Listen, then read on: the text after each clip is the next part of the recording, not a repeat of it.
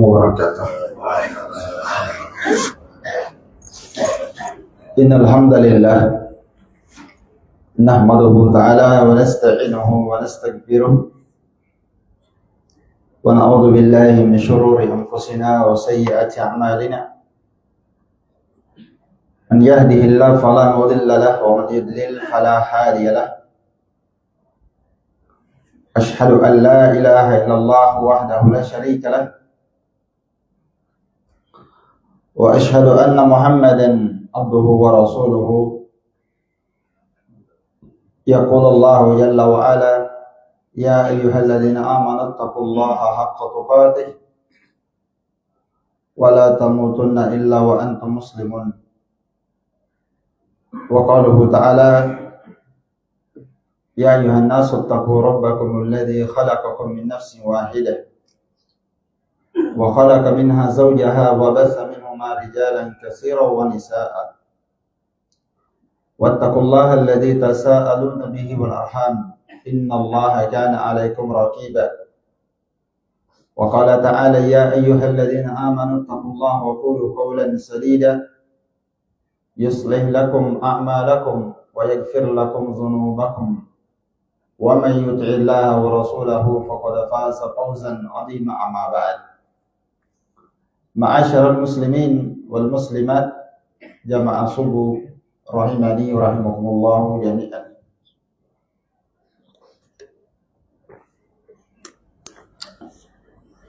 Alhamdulillah wa syukru lillah wa la haula wa la quwwata illa billah. Pada kesempatan yang mubarak ini kami memuji Allah Subhanahu wa taala atas pertemuan kita pada subuh hari ini. Kita diberikan kesehatan serta kemudahan oleh Allah taala untuk melaksanakan ibadah yang besar, yaitu ibadah salat subuh berjamaah. Materi kita di subuh hari ini seperti yang telah kita sebarkan, yaitu keutamaan memakmurkan masjid. Tentunya memakmurkan masjid ini maknanya luas, termasuk kita yang mendatangi masjid.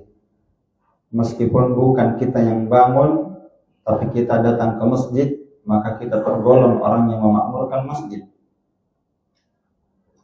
Nabi SAW menyebutkan bahwa tidak ada salat yang paling berat dilakukan oleh orang-orang munafik kecuali salat subuh. Maka beliau mengatakan bahwa kalau seandainya seseorang mengetahui keutamaan menghadiri salat berjamaah di masjid, salat isya dan salat subuh, niscaya mereka akan mendatangi masjid meskipun mereka merangkak.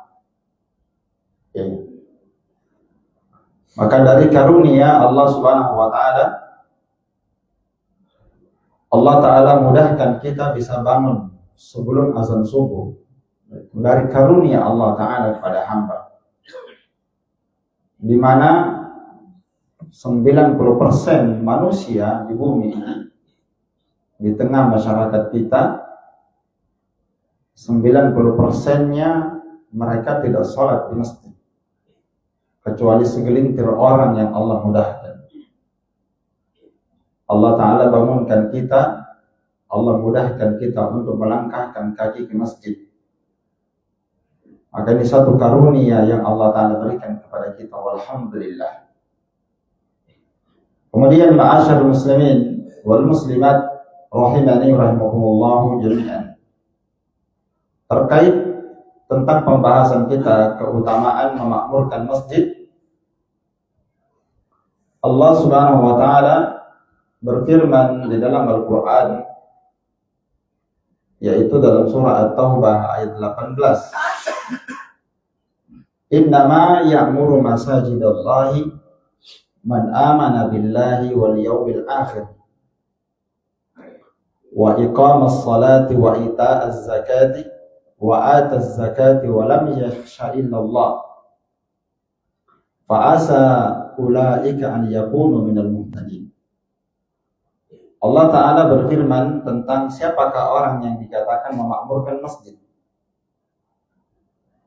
Allah Ta'ala berfirman, innama ya'muru masajidallahi, sesungguhnya yang memakmurkan masjid dari masjid Allah Subhanahu wa Ta'ala hanyalah orang-orang yang beriman kepada Allah dan beriman kepada hari akhir. Di sini di dalam ayat ini Allah Ta'ala mendatangkan kalimat innama, di mana kalimat innama ini dalam bahasa Arab maknanya tufidul hasar, maknanya pembatasan, ya, maknanya pembatasan. Jadi kalau kita terjemahkan ayat ini berdasarkan tafsirnya, maknanya tidak ada yang memakmurkan masjid Allah Subhanahu wa Ta'ala kecuali hanya orang yang beriman. Tidak mungkin orang kafir memakmurkan masjid. Tidak ada yang memakmurkan masjid illa man amana billah, kecuali pasti orang yang beriman kepada Allah dan beriman terhadap hari kiamat.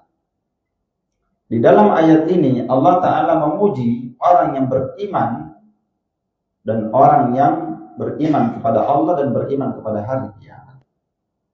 Di mana Allah Ta'ala mempersaksikan bahwa tidak ada yang memakmurkan masjid kecuali hanyalah orang-orang yang betul-betul beriman kepada Allah, yakin dan beriman terhadap adanya hari pembalasan. Jadi ini pujian untuk orang yang memakmurkan masjid. Kemudian Allah Ta'ala menyebutkan wa aqamas shalah. Termasuk orang yang memakmurkan masjid adalah orang yang menegakkan salat. Wa ataz zakat, dan membayar zakat. Salat dan zakat ini tidak bisa dipisahkan. Allah Ta'ala menggabungkan salat dan zakat di dalam Al-Quran sangat banyak sekali.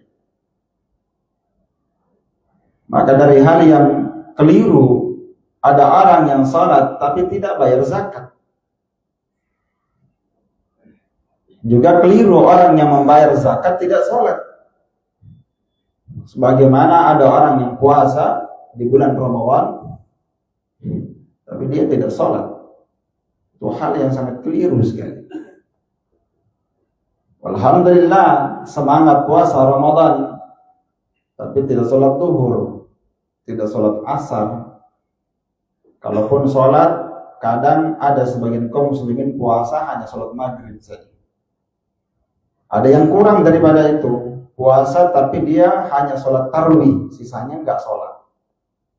Oleh sebagian para ulama mengatakan orang yang puasa lalu dia meninggalkan rukun Islam yang kedua yaitu sholat, maka puasanya tidak diterima. Sholat itu lebih penting dibandingkan puasa dan zakat. Dia satu kesatuan. Maka ma'asyarul muslimin, saya terangkan lebih jelas ayat ini, saya selesaikan dulu. Jadi tidak ada yang memakmurkan masjid kecuali orang yang beriman kepada Allah, beriman kepada hari kiamat, hari berbangkit, hari pembalasan, dan orang yang menegakkan salat, membayar zakat, walam yakhsha illallah, dan dia tidak takut kecuali kepada Allah Subhanahu wa Ta'ala. Itu orang yang memakmurkan masjid. Tidak takut kecuali kepada Allah Subhanahu wa Ta'ala. Fa asa ulaika an yakunu minal muhtadin. Maka mereka yang menegakkan hal ini dengan keimanannya kepada Allah dan hari kiamat, dengan salatnya, dengan zakatnya, dan tidak takut kecuali kepada Allah, maka mereka itu semoga mereka termasuk golongan orang-orang yang mendapatkan hidayah dan petunjuk. Mendapatkan hidayah dan petunjuk. Baik, ma'asyarul muslimin wal muslimat rahimani wa rahimakumullah jami'an. Di antara makna yang terkandung di dalam ayat ini bahwa tidak ada yang memakmurkan masjid kecuali orang yang beriman kepada Allah dan hari kiamat. Di antara bentuk-bentuk memakmurkan masjid itu bagaimana? Di antara yang Allah sebutkan di dalam ayat ini, memakmurkan masjid itu dengan salat. Memakmurkan masjid itu dengan salat. Iya. Dan tentunya ini bentuk yang paling penting dan yang paling pertama adalah memakmurkan masjid. Bukan hanya membangun masjid lalu nggak ada isinya. Kadang masjid dibangun, luasnya Masya Allah, tapi isinya 5 orang, 10 orang, di mana masjid itu bisa menampung 1000 orang, tapi isinya sedikit. Maka memang berat memakmurkan masjid itu. Dan Nabi SAW menyebutkan di antara salah satu golongan yang mendapatkan naungan pada hari kiamat, salah satu golongan yang mendapatkan naungan pada hari kiamat, di mana tidak ada naungan pada hari itu kecuali naungan Allah. Datang dalam hadis Abu Hurairah riwayat Bukhari dan Muslim. Nabi SAW bersabda, "Sab'atun yudhilluhumullahu fi dhilli yawma la dhilla illa dhilluh."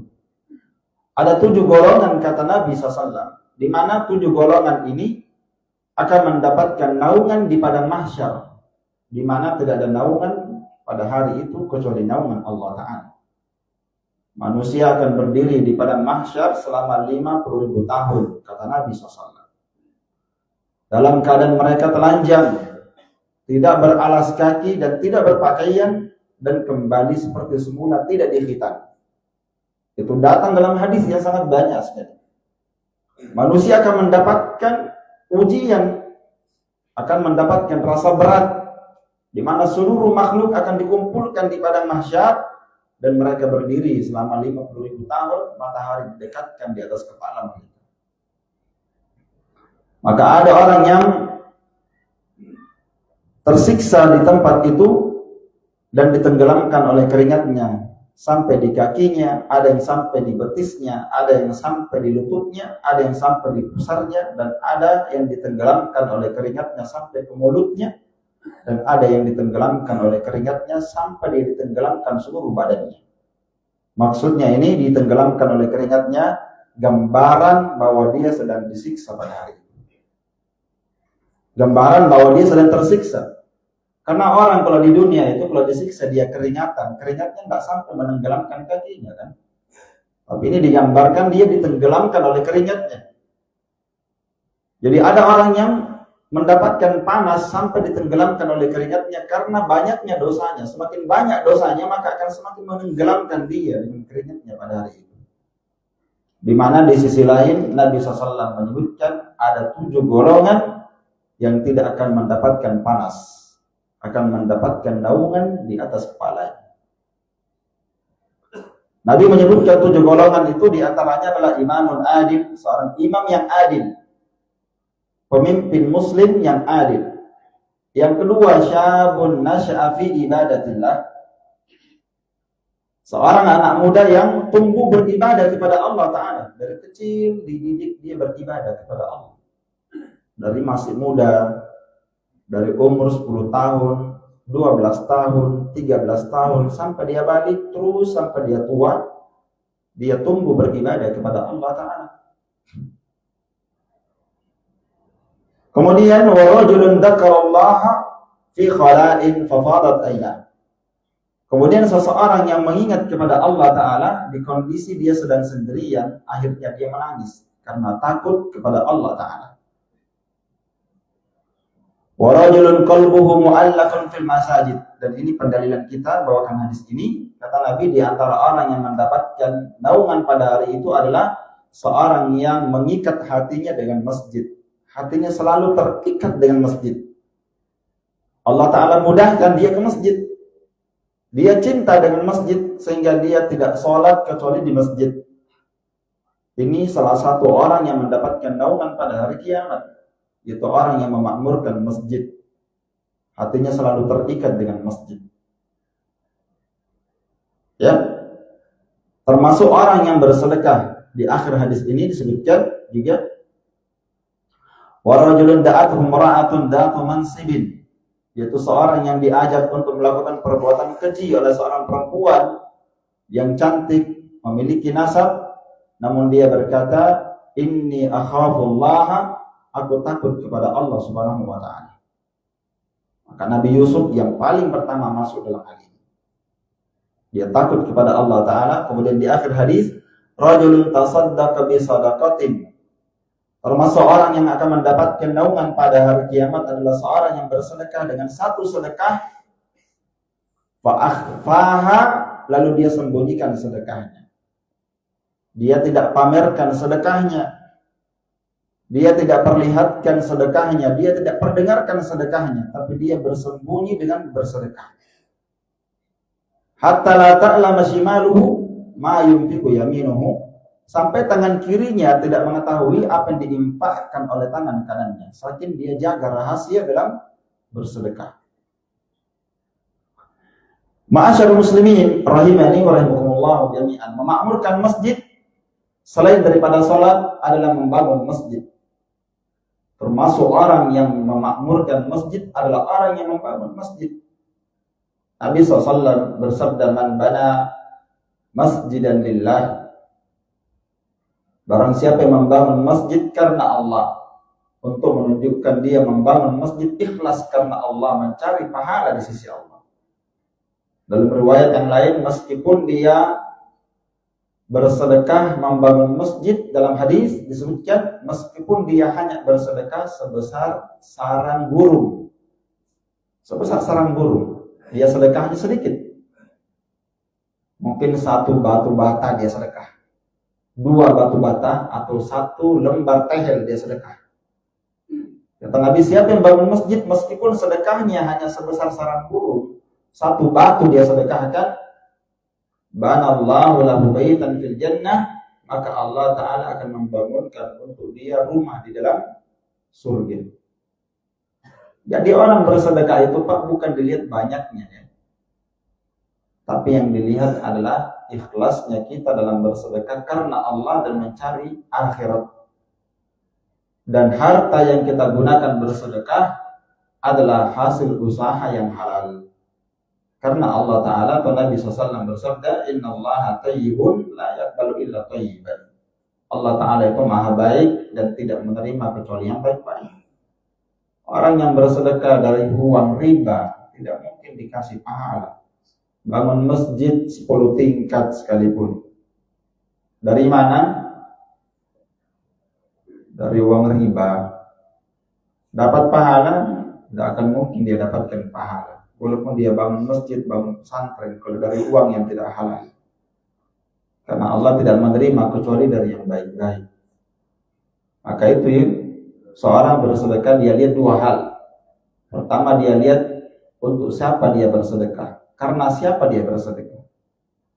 Kalau karena Allah mencari akhirat, itu berarti dia sudah lolos yang pertama. Yang kedua, dia bersedekah dari hasil usaha yang halal. Meskipun sedekahnya sedikit, maka insya Allah Ta'ala itulah yang akan bermanfaat. Nah, termasuk orang yang memakmurkan masjid siapa lagi? Selain daripada orang yang sholat, orang yang membangun masjid. Yang ketiga, orang yang mengadakan fasilitas di masjid. Itu termasuk orang yang memakmurkan masjid, orang yang mengadakan fasilitas di masjid. Dia pasangkan kipas, dia belikan AC, dia pasangkan karpet. Orang merasa nyaman sholat di masjid. Siapa yang bersedekah seperti itu, dia akan mendapatkan pahala jariyah. Dia belikan mic seperti ini untuk dipakai pengajian. Dia pasangkan sound system, salonnya, suaranya, lampunya, dia yang sediakan, dia yang bersedekah. Itu termasuk orang yang memakmurkan masjid. Dan itu kata Allah tidak mungkin dilakukan kecuali orang yang beriman kepada Allah dan beriman kepada hari kiamat. Itu pahala jariyah. Uang kita masuk di situ, beli karpet 100.000.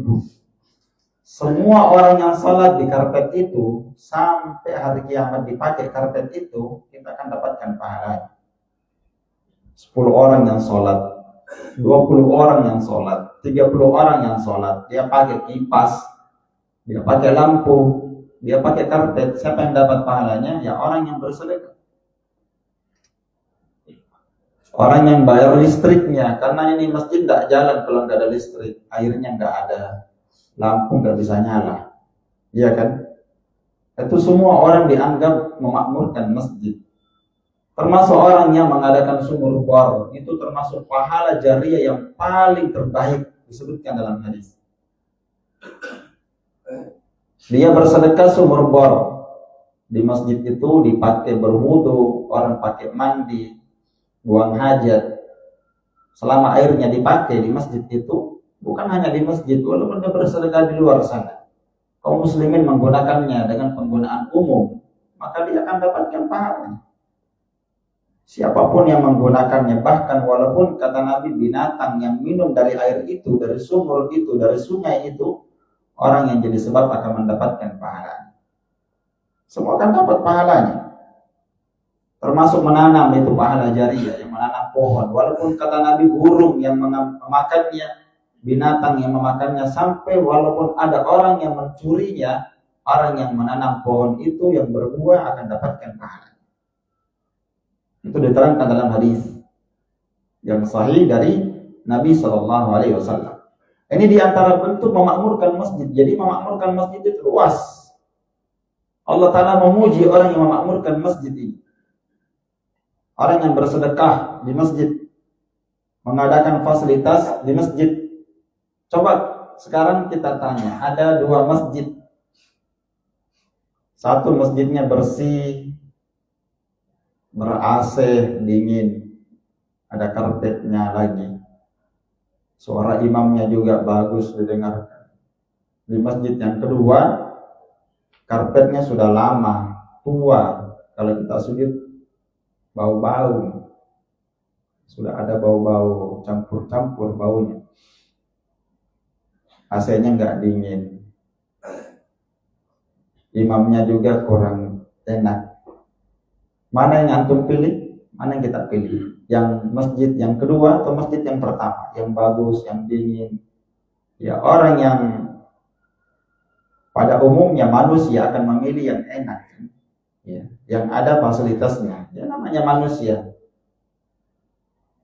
Mereka akan memilih yang nyaman bagi dia. Dia sholat, dia khusyuk di tempat itu.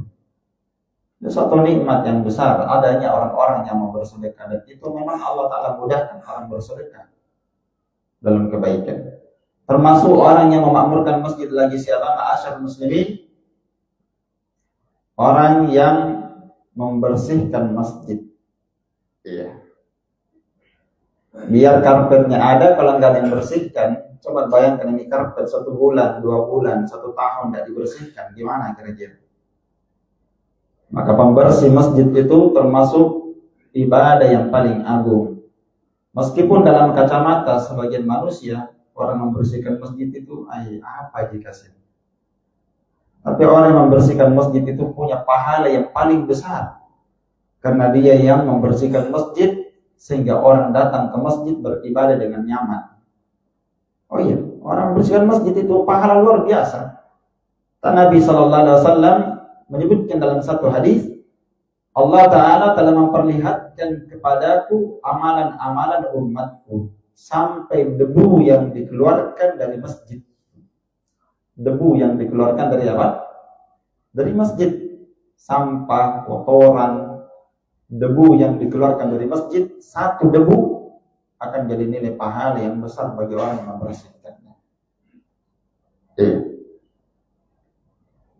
Baik.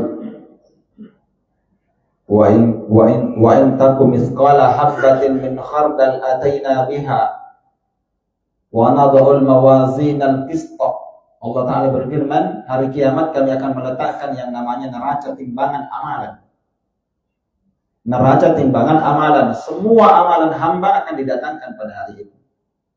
Wa in takum mithqala habatin min khardal, jika ada orang yang datang pada hari kiamat membawa amalan meskipun sebesar debu, meskipun sebesar darah semut yang paling kecil, ataina biha, kata Allah, kami akan datangkan pahala. meskipun satu debu. Jangan kita meremehkan yang namanya kebaikan.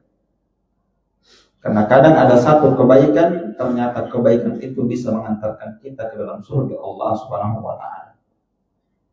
Alhamdulillah ada orang yang membersihkan masjid, merawat fasilitas yang ada dalam masjid itu. Luar biasa itu.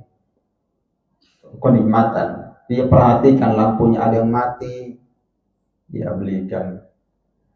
Kipasnya ada yang mati, AC-nya, karpetnya. Itu suatu nikmat yang luar biasa, kita bisa bersedekah di masjid. Kita termasuk orang yang memakmurkan masjid. Masjid itu butuh dirawat, butuh dibersihkan. Bahkan Allah Subhanahu wa taala memerintahkan Nabi Ibrahim alaihi salam ketika dia bangun Ka'bah, masjid yang paling terbaik di dunia ini. Masjidil Haram. Allah taala perintahkan Nabi Ibrahim beserta Nabi Ismail untuk apa? Untuk merawat masjid dan membersihkannya. Untuk siapa? Untuk orang yang sholat dan orang yang tawaf. Masjid butuh dibersihkan. Ya, butuh dibersihkan. Itu semua ma'asyar muslimin termasuk orang-orang yang memakmurkan masjid. Dan kalau kita mau membahas ini luas ya. Memakmurkan masjid itu luas. Artinya siapa yang mengambil andil di masjid termasuk takmirul masjid. Nah, itu tadi di antara orang yang memakmurkan masjid siapa? Banyak tadi ya. Di antaranya juga orang membersihkan, orang yang sholat, orang yang membangun, orang yang mengadakan fasilitas di masjid. Termasuk takmirul masjid. Takmir masjid ya. Pengurus masjid yang mengadakan kegiatan di masjid. Hanya saja Allah Subhanahu wa taala di dalam Al-Qur'an, Allah taala berfirman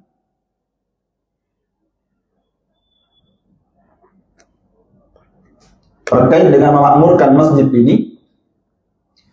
Allah taala berfirman, wa annal masajida lillahi fala tad'u ma'allahi ahadan. Ini yang perlu diperhatikan bagi siapa yang mau memakmurkan masjid. Allah Subhanahu wa taala berfirman, Naam di dalam Al-Qur'an, wa annal masajida lillahi, sesungguhnya masjid-masjid itu miliknya Allah.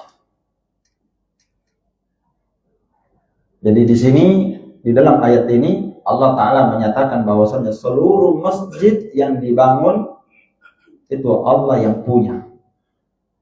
Iya. Miliknya Allah. Allah sandarkan kepada dirinya. Wa annal masajida, al-masajid jamak dari masjidun ya. Sesungguhnya masjid-masjid itu miliknya Allah Subhanahu wa taala. Walaupun yang membangunnya haji A, haji B,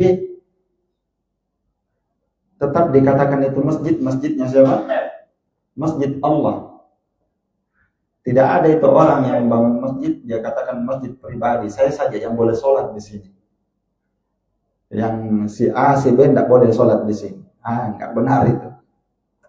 Itu masjid dibangun untuk Allah, bukan untuk pribadi. Jadi kalau kita bangun masjid, ya asalnya masjid itu dipakai oleh kaum muslimin. Tidak ada intervensi di dalam masjid itu. Semua muslim berhak untuk mengadakan ibadah di masjid, karena itu masjid miliknya Allah Ta'ala. Walaupun yang membangunnya si A, si B, si C. Itu diantara kandungan pertama dari ayat ini, bahwa masjid itu miliknya Allah Subhanahu wa Ta'ala. Kemudian kandungan yang kedua, sesungguhnya masjid ini miliknya Allah Subhanahu wa taala, maka para ulama menafsirkan ayat ini mengatakan bahwa tidak boleh kita melakukan apapun dari kegiatan dalam masjid kecuali apa yang Allah cintai dan apa yang Allah ridhoi. Tidak boleh kita berbuat maksiat di masjid, apalagi berbuat syirik dan berbuat kekufuran di masjid.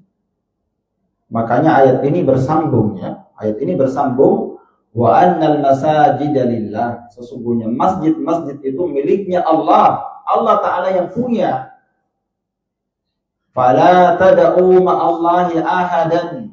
Lalu Allah melengkapi ayatnya, maka janganlah kalian beribadah atau berdoa kepada siapapun selain daripada Allah Subhanahu wa taala.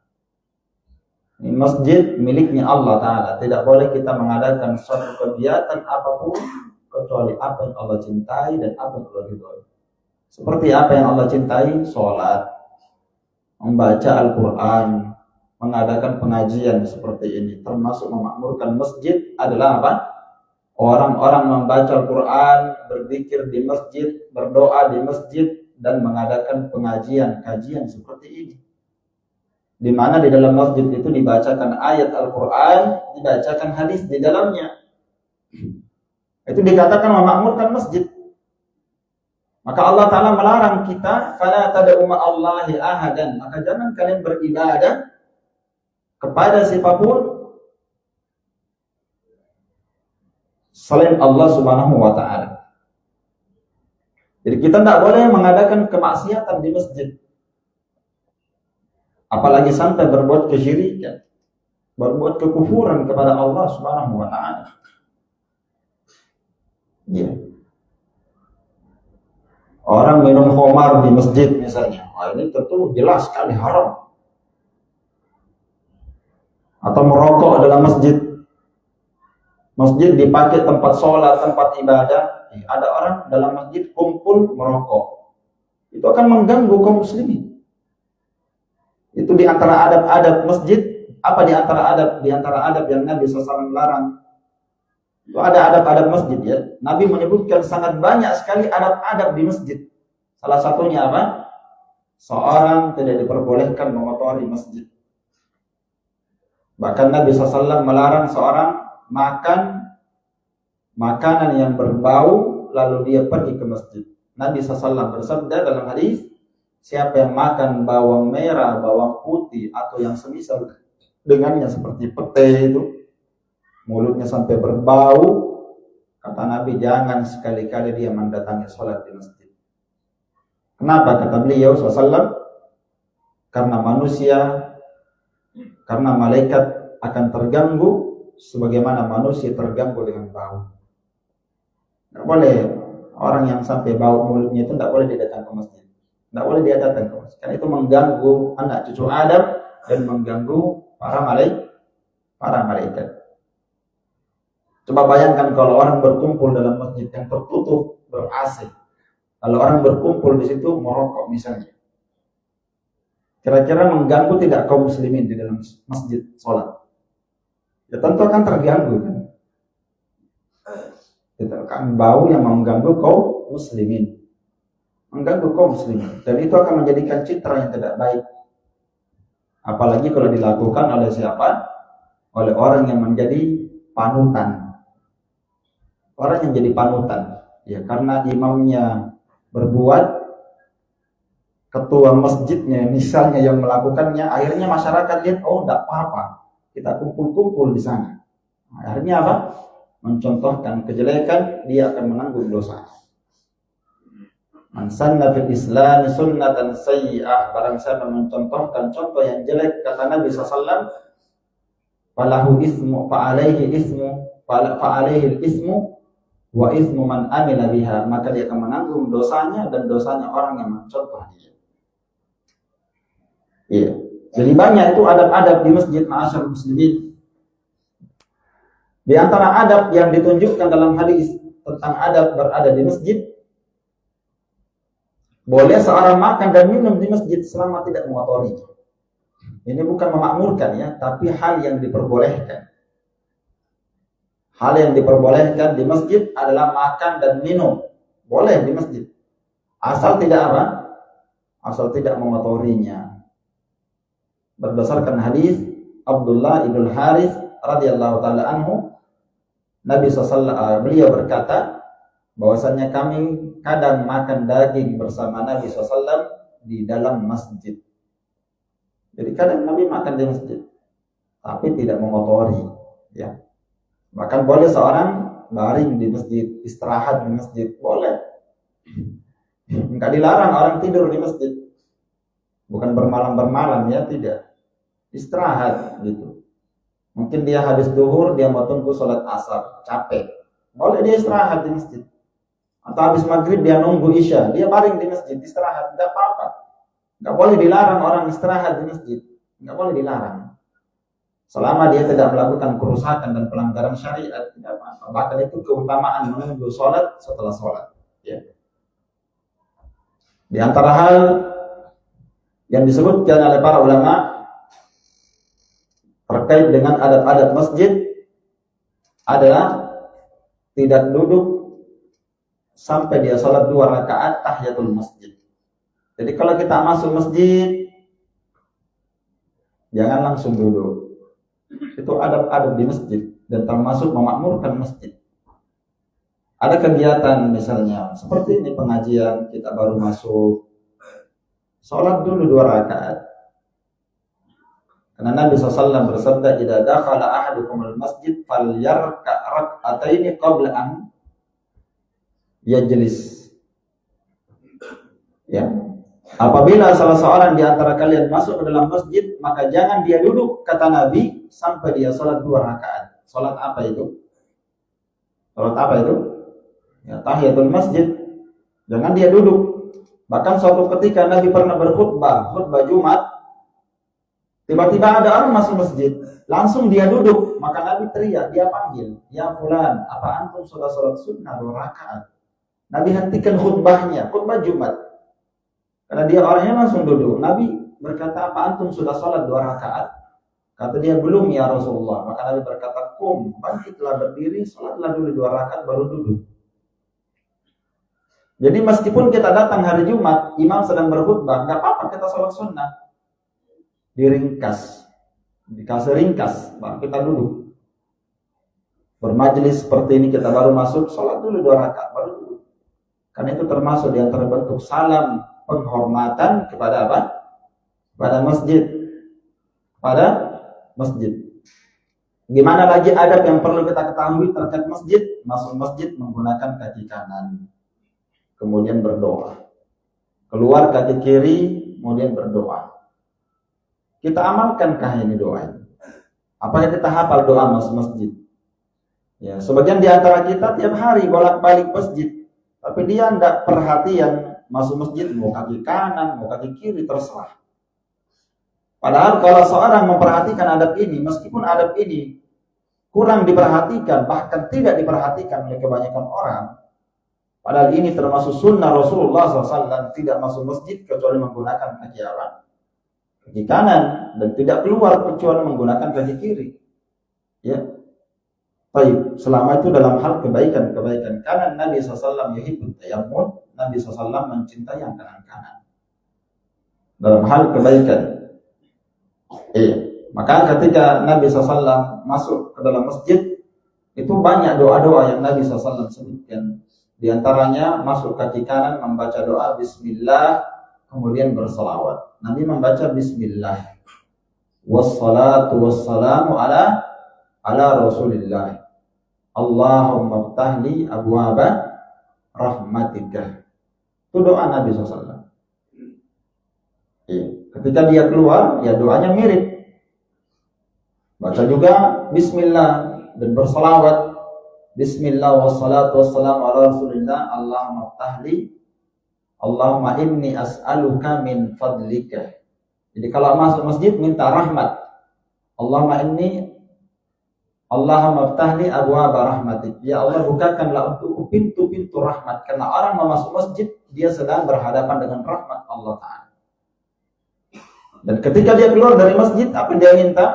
Allahumma inni as'aluka min fadlik. Kata Nabi, ya Allah, aku meminta kepadamu karuniamu dan keutamaanmu dari kebaikan dunia. Pakai kaki kiri. Itu baca doa. Karena kenapa? Pahalanya pasti lebih besar orang masuk dengan beradab ketika dia berada di masjid. Ketika dia berada di mana? Di masjid. Nah, ini diantara bentuk memakmurkan masjid. Kemudian apa lagi diantara adab? Ketika kita keluar rumah, bacalah doa ketika keluar dari rumah. Bismillah tawakkaltu 'ala Allahi wala haula wala quwwata illa billah. Ini doa ini luar biasa ya. Kita berdoa bertawakal kepada Allah Ta'ala. Bismillah tawakkaltu 'ala Allah. Dengan nama Allah aku bertawakal, bergantung kepada Allah Subhanahu wa taala.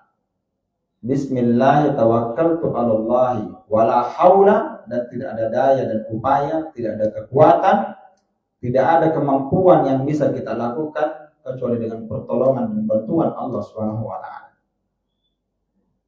Ya, jadi kita berdoa kalau mau ke masjid atau mau keluar rumah pasti. Ya, hamba kalau dia membaca doa ini, maka syaitan akan berkata, bagaimana mungkin orang ini bisa diganggu sedangkan dia telah bertawakal kepada Allah Ta'ala. Jadi syaitan akan menyingkir dari dia. Allah Ta'ala akan mudahkan urusannya ketika dia membaca doa. Ya. Kemudian di antara adab berjalan menuju ke masjid, hendaklah dia berjalan dengan tenang, tidak lari. Itu di antara adab juga.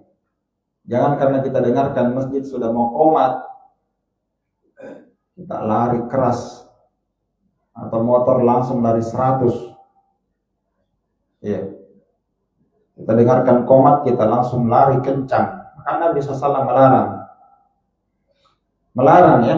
Suatu hari Nabi SAW pernah sholat, di belakang terdengar suara kegaduhan karena orang sedang gaduh di belakang, ada yang terlambat, akhirnya dia gaduh di belakang. Maka Nabi berkata, masya'nukum, ada apa dengan kalian? Iya, ista'jalna ila shalah, mereka berkata kami cepat-cepat untuk melakukan sholat ya Rasulullah, jangan sampai terlambat. Maka Nabi berkata, fala taf'alu, jangan tergesa-gesa seperti itu. Fala taf'alu, jangan kalian melakukannya. Ya. Kata beliau, idza ataitum ila sholati fa alaikum bis sakinah, apabila kalian pergi untuk menegakkan salat, maka wajib kalian untuk tetap bersikap sopan dan tenang. Itu adab. Masuk ke masjid, berjalan dari rumah ke masjid tetap tenang dan sopan. Fama adraktum fasallu wa ma fatakum fa'timu. Kenapa Nabi merintahkan kita mulai semenjak kita keluar dari rumah pergi ke masjid kita disuruh tenang, tidak boleh lari, tidak boleh terlalu tergesa-gesa. Karena kata beliau SAW, semenjak orang keluar dari rumahnya, dia berniat mau ke masjid, dia sudah dianggap beribadah kepada Allah Ta'ala. Dia sudah dalam ibadah, maka dia semenjak dia berniat, dia bangun dari tempat tidurnya atau dia pergi berwudu, dia sudah berniat mau ke masjid, maka dia sudah dianggap berada dalam apa? Ibadah. Gak boleh dia lari, ya, gak boleh dia tergesa-gesa. Pelan-pelan saja. Kalau terlambat, lihat apa nasihat Nabi kalau terlambat. Fama adraktum fasallu, apa yang kalian dapat di masjid, maka salatlah kalian. Wa ma fatakum fa'atimmu, dan apa yang kalian luput darinya, masbuk, sempurnakan salat kalian, tidak ada masalah. Kalau terlambat ya lengkapi salat kalian. Jangan terlalu tergesa-gesa sampai ke masjid ngos-ngosan. Ya, sampai ke masjid nafasnya tidak bisa diatur. Mau baca Al-Fatihah, antara Al-Fatihah dan ya nggak bisa dia baca Al-Fatihah karena dia lari tadi. Padahal dia jalan itu dari rumahnya, kata Nabi, dia jalan dari rumahnya, dia sudah dianggap sholat. Sudah dianggap sholat. Ya. Baik, termasuk di antara adab yang diperhatikan terkait dengan masjid, kata Nabi, la salata bihadratit ta'am. Tidak ada salat apabila makanan sudah dihidangkan di rumah. Tidak ada salat, kata Nabi, bihadratit ta'am, apabila makanan telah dihidangkan sedangkan kita dalam kondisi lapar sekali mau makan. Maksudnya apa? Nabi mengajarkan kita kalau makanan yang sudah dihidangkan sedangkan kita sangat lapar sekali, maka Nabi memerintahkan dahulukanlah makan daripada sholat. Bukan artinya makan lebih penting daripada sholat, bukan. Kenapa kita disuruh makan ketika makan dihadirkan sedangkan kita lapar? Itu untuk menjaga ketenangan dalam sholat. Supaya kalau kita sholat, kita bisa khusyuk. Bagaimana kalau kita sudah lapar sekali, makanan dihidangkan, lalu kita pergi sholat, perut kita lapar sekali sedangkan kita berselera sama makanan, nanti dia sholat yang dia ingat makanan dari rakaat pertama sampai rakaat terakhir. Jadi sebenarnya ini kenapa dikedepankan makan, bukan artinya makan lebih penting daripada apa? Sholat. Tapi justru dia disuruh makan untuk menjaga kemaslahatan apa? Sholat. Nah, itu perlu dipahami ya. Jangan sampai Anda memahami, oh makan coto lebih penting daripada sholat. Salah itu. Sholat lebih penting daripada makan. Kenapa disuruh makan? Untuk menjaga supaya ketika dia sholat dia sudah bisa tenang. Ada waktu-waktu tertentu kadang seorang lapar sekali pas waktu azan. Nggak apa-apa dia makan dulu. Selesaikan cepat makannya, walaupun sudah qomat, selesaikan makannya lalu dia ke masjid. Kalau dia luput maka ya dia sempurnakan sholatnya. Hal itu terjadi pada Nabi dan para sahabat. Suatu ketika sahabat Abdullah bin Umar makanan disiapkan sedangkan masjid qomat, maka beliau makan. Mengamalkan hadis Nabi sallallahu alaihi wasallam. Selesai makan baru ke masjid. Cuma jangan setiap azan di situ dia masak. Nah, mau azan orang, masak dulu. Ya, kan makan dulu baru sholat. Tidak, bukan begitu maknanya. Bukan setiap mau sholat baru dia siapkan makanan, tidak. Itu waktu-waktu dan momen tertentu saja. Ya, momen tertentu saja.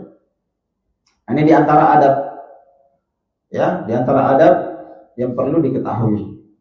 Iya, perlu diketahui terkait dengan adab-adab di masjid.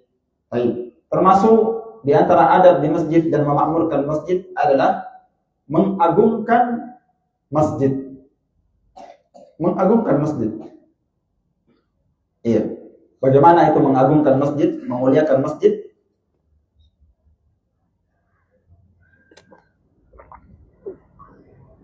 Semua yang kita sebutkan tadi termasuk mengagungkan masjid. Beribadah di masjid, menegakkan sholat, menegakkan dzikir, membaca Al-Quran, menegakkan ibadah, kajian Islam. Itu termasuk mengagungkan masjid. Termasuk mengagungkan masjid yang penting kita jelaskan di sini adalah tidak melakukan kegaduhan di masjid. Tidak melakukan kegaduhan di masjid. Tidak berteriak-teriak. Ya, suaranya keras. Cerita di masjid sampai suaranya keras. Ada orang yang baca Quran, ada orang yang sholat, ada mungkin orang yang istirahat. Dia cerita di masjid seakan-akan masjid ini rumahnya. Ribut keras suaranya, mengganggu orang lain. Jangankan bercerita, membaca Al-Quran saja di masjid, mengangkat suara dilarang oleh Nabi SAW. Nabi melarang kita. Jangan kalian mengangkat suara kalian, kata Nabi, dengan membaca Al-Quran. Kalau baca Quran di masjid, jangan itu keras sekali. Alhamdulillah, teriak-teriak mengaji. Jangan. Karena itu mengganggu muslim yang lain. Mengganggu muslim yang lain ya. Nabi melarangnya. Kata Nabi, janganlah sebagian di antara kalian mengangkat suaranya di atas sebagian yang lainnya. Jangan dia teriak, jangan dia keraskan sekali suaranya sampai mengganggu muslim yang lainnya. Mungkin muslim ada yang lain sedang sholat, dia baca Quran keras, akhirnya orang yang sholat terganggu misalnya. Tapi kalau mereka semuanya sama-sama baca Quran, ya tidak mengapa mereka membaca. Jangan terlalu melampaui batas membaca Quran. Bersuara keras dengan suara yang tinggi. Apalagi kalau bukan baca Quran, lebih dilarang lagi ya. Termasuk bentuk mengagungkan masjid, tidak berjual beli dalam masjid. Ini termasuk hal yang dilarang dalam masjid. Berjual beli. Bagaimana seorang dikatakan berjual beli? Ya, dia simpan jualannya dalam masjid. Jual herbal, jual madu, ya, jual habbatus sauda, jual baju, jual kopi ya, jual celana di masjid. Teras masjid termasuk masjid. Saya tanya, teras masjid termasuk masjid atau bukan? Termasuk masjid. Bagaimana dikatakan itu bagian dari masjid? Ya, kata Syekh Shalal Fauzan, masjid itu dikatakan masjid selama tehelnya masih bersambung, masih masjid itu. Sekarang teras bersambung tidak tehelnya dengan dalam masjid, ya bersambung. Maka itu termasuk masjid. Enggak boleh seorang berjualan di teras masjid. Tapi harusnya dia buka lapak di luar teras. Ini perhatikan ya, termasuk pelanggaran syariat seorang berjual beli dalam masjid. Nabi melarangnya. Bahkan seorang yang berjual beli di masjid disuruh untuk mendoakan semoga jual belinya itu hancur dan tidak diberkahi. Dilarang oleh Nabi SAW. Jual beli dalam masjid. Ya. Atau kadang orang jual beli dalam masjid tidak ada barangnya, tapi akad. Tidak ada barang. Ada obat saya jual. Cuma lisan dengan lisan. Berapa harganya obatnya? 50.000. Oh iya, nanti saya beli. Lihat barangnya. Walaupun barangnya nggak ada. Mengadakan akad seperti ini termasuk jual beli. Bisa dipahami ya? Nggak ada barangnya. Nggak boleh kita bikin. Itu masjid bukan tempat bisnis dan jual beli, tapi tempat ibadah. Tempat ibadah itu masjid. Bukan tempat berjual beli, bukan tempat bisnis. Oh ya, nanti kita bahas ini bisnis di mana? Di masjid. Kita bawa kopi saja. Masjid sambil bahas bisnis. Nggak boleh seperti itu. Kalau mau bahas bisnis, ke warkop. Nah, cocok itu. Di warkop. Kalau mau adakan akad jual beli dalam masjid itu nggak boleh, haram hukum. Iya, haram hukum. Kalau pesan barang boleh, memesan, bukan jual beli ya. Ini bukan jual beli, tapi memesan. Lain ya, kalau dia misalnya di masjid dia butuh, masyarakat kaum muslimin misalnya butuh dibelikan makanan, kue di masjid. Dia ada di masjid, dia cuma chat kurir datang ke sini bawa makanan, nah, itu boleh. Tapi kalau dalam masjid dia mengadakan akad, ada penjualnya, ada pembelinya dalam masjid, adakan akad, itu nggak boleh. Ini perlu diperhatikan ya. Iya. Termasuk diantara hal yang diperhatikan mengagungkan masjid, tidak mengangkat suara, juga duduk dengan tidak sopan, atau meremehkan masjid, atau mengotori masjid, meludah di masjid, ya kan? Itu nggak boleh. Dilarang oleh Nabi SAW. Ya. Atau mupil. Ada tidak mupil ya? Ya mupil. Dan mupil di masjid. Itu enggak benar. Masjid dimakmurkan. Ya. Dzalika wa may yu'azzim sya'airallah fa innaha min taqwal qulub. Demikianlah siapa yang mengagungkan syiar-syiar Allah, itu termasuk mengagungkan agama Allah Subhanahu wa taala. Iya. Jadi masih banyak di antara bentuk memakmurkan masjid. Waktu membatasi kita, mungkin ada yang mau bertanya 1-2 pertanyaan, bisa kita buka. Iya.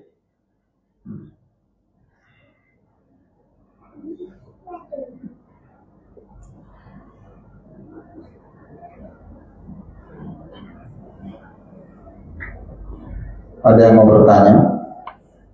Bapak-bapak sekalian, termasuk hal yang diperbolehkan di masjid membawa anak. Boleh membawa anak, yang penting anaknya tidak bikin gaduh. Bawa anak, ya boleh. Kalau anaknya ini masih dalam posisi bisa diatur. Tapi kalau anaknya yang digaduh, kita sholat, dia pukul kepalanya semua orang yang sholat, dia pukul pantatnya semua orang yang sholat, dia lari kencang, ya. Dikasih tahu nggak, dia tantrum. Ah, ini jangan dibawa ke masjid. Tapi kalau anaknya bisa tenang, ya agak bagus. Silahkan.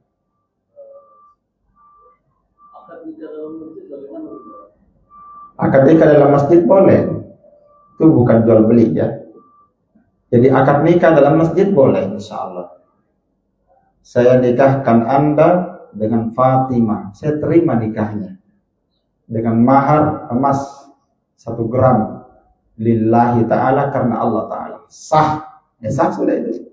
Di masjid boleh, di mana-mana kaum muslimin nikahnya di masjid, akadnya di masjid, acaranya di rumah. Boleh orang akad nikah di masjid, nggak ada larangannya. Yang dilarang itu jual beli.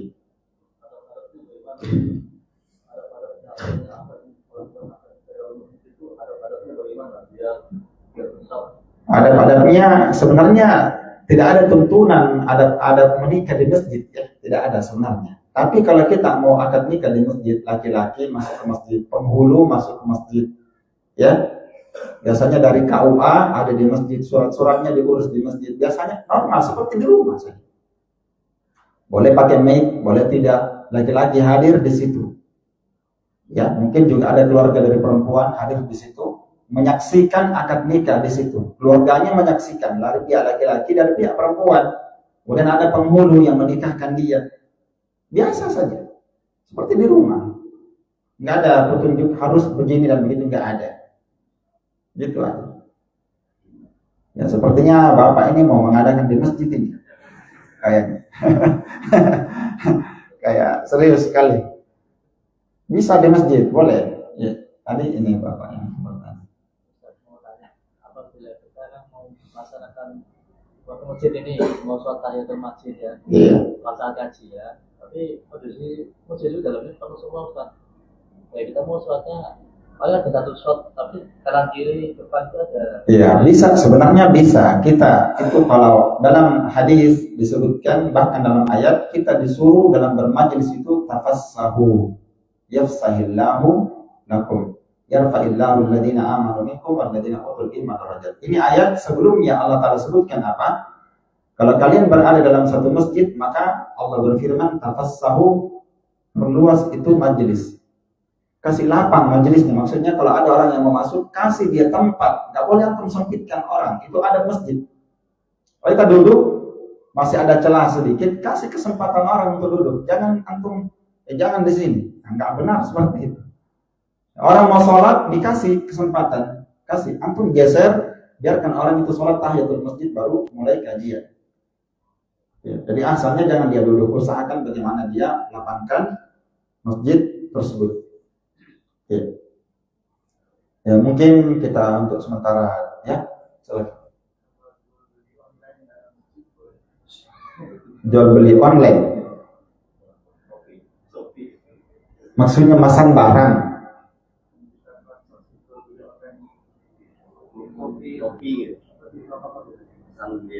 Iya, maksudnya ini jual beli online, saya paham.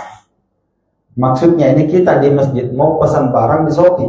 Nah, itu bukan jual beli itu. Bukan, maksudnya kita tidak mengadakan transaksi jual beli namanya. Kita cuma memesan barang.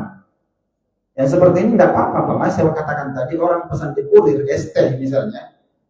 Pesan ST 10 bawa ke masjid, enggak apa-apa seperti itu. Kalau ada penjualnya di masjid, penjual ST-nya, berapa kita mau beli? Itu akan jual beli namanya. Bisa dipaham ya bedanya? Ya, saya tadi bilang pesan. Penjualnya di sana penjualnya. Tapi kalau penjual dan pembelinya di mana? Di masjid kita adakan akad, berapa ini esnya, berapa ini kainnya, berapa kopiahnya. Itu jual beli di masjid namanya.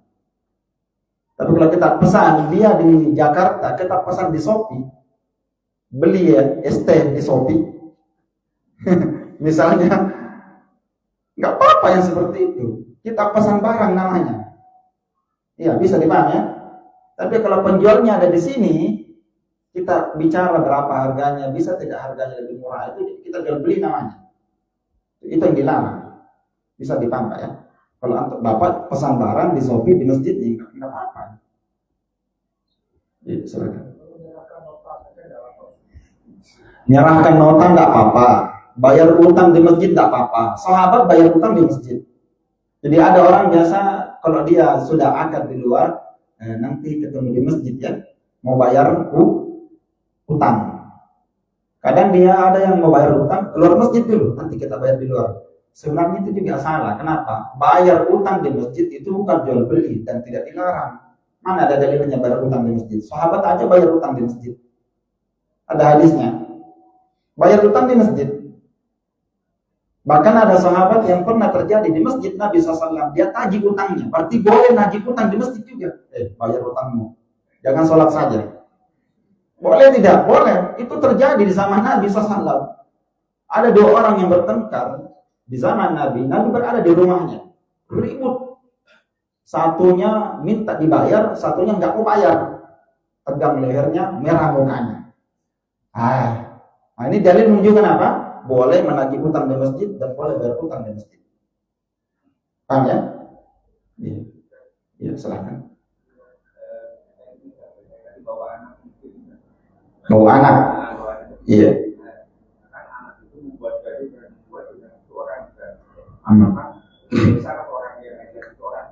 Iya, berdosa.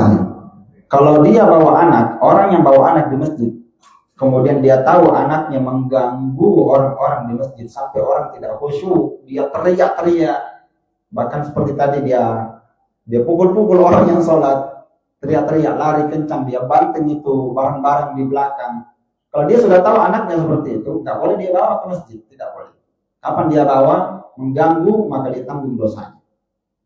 Dia tanggung dosa, dia akan berdosa karena dia mengganggu orang sholat. Jadi anak itu kalau mau dibawa ke masjid dididik dulu, tenang ya. Kalau ribut ya, nanti dijewer telinganya. Ya, dikasih ingat bahwa di masjid itu nggak boleh ribut, nggak boleh mengganggu ya. Ya, jadi itu memang diingat. Ya. Tapi kalau yang jadi masalah kalau ya yang punya masjid bawa anaknya, yang punya masjid ini, ya, apanya yang punya masjid ini? Gimana kita? Ya, repot juga ya. Atau Pak Imam yang bawa anak mau dimarahi, bapaknya yang imam, nanti dia berarti imam. Bagaimana ini? Ya, susah juga ya karena memang ya sabar saja. Ya. Sudah ya? Ya. Kadang ada barang-barang yang semacam dilelang, maka itu belum beli. Barang dilelang. Kadang ada souvenir atau apa, siapa ambil. Itu butuh pengkajian itu tentang barang dilelang itu. Tentang boleh atau tidak itu ada rinciannya. Itu saya tidak bisa jawab karena panjang. Karena terkait dengan barang dilelang itu ada haknya orang barangnya yang dijual, ada haknya dia. Kadang dijual secara zalim, kadang dijual tanpa pengetahuan dia. Biasanya barang lelang seperti itu ya. Karena dia tidak bisa bayar hutang, akhirnya dipaksa, akhirnya dijual secara paksa, akhirnya dijual di bawah harga. Nah, itu butuh rincian yang seperti itu. Barang lelang itu ada rincian, bisa masuk dalam kategori haram juga kalau ada bentuk kezaliman di dalamnya. Jadi saya tidak bisa jawab yang seperti itu. Saya kira untuk sementara Iwan, ya saya cukupkan ini. Waktu sudah hampir kurang lebih 6:30 ini. Jam 6:27. Semoga Allah Ta'ala mudahkan. Allah Ta'ala a'lam bis-shawab. Naktafi bihadzal qadar. Subhanakallahumma wa bihamdik asyhadu an la ilaha illa anta astaghfiruka wa atubu ilaik. Walhamdulillahi rabbil alamin. Assalamualaikum warahmatullahi